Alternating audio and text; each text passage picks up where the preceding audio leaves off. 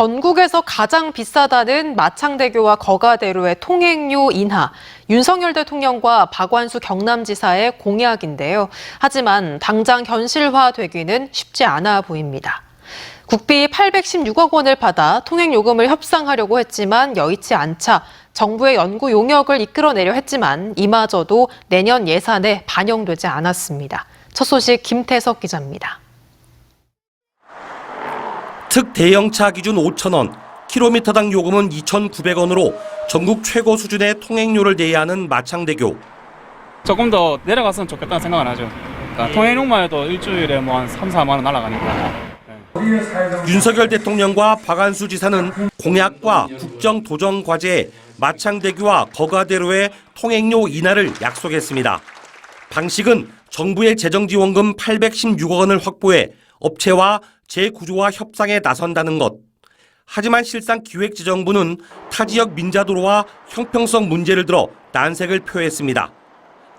이에 경상남도가 수정한 전략은 정부의 연구 용역을 이끌어내 재구조화 방안을 찾는 것. 2018년 정부가 직접 연구 용역과 협상에 나서 통행료를 인하시킨 천안 논산 고속도로나 대구 부산 고속도로의 선례를 기대했습니다. 그런데 이마저도 연구 용역비 5억 원이 내년 정부 예산안에 반영되지 않았습니다.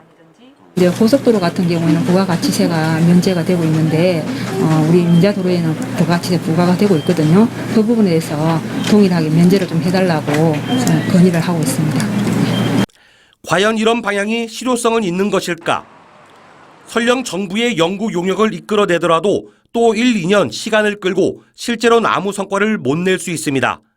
또 용역 결과와 재구조화 방안을 민간 사업자가 받아들이겠냐의 문제도 있습니다.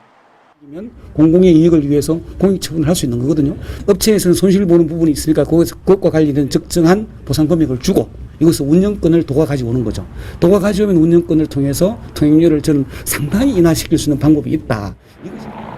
결국 마창대교와 거가대로의 통행료 인하는 윤석열 대통령과 박완수 경남지사의 의지와 정치적 결단에 달려있다고 해도 과언이 아닙니다.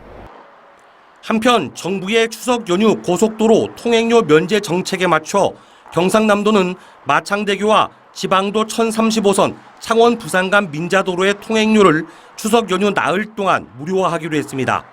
MBC 뉴스 김태석입니다.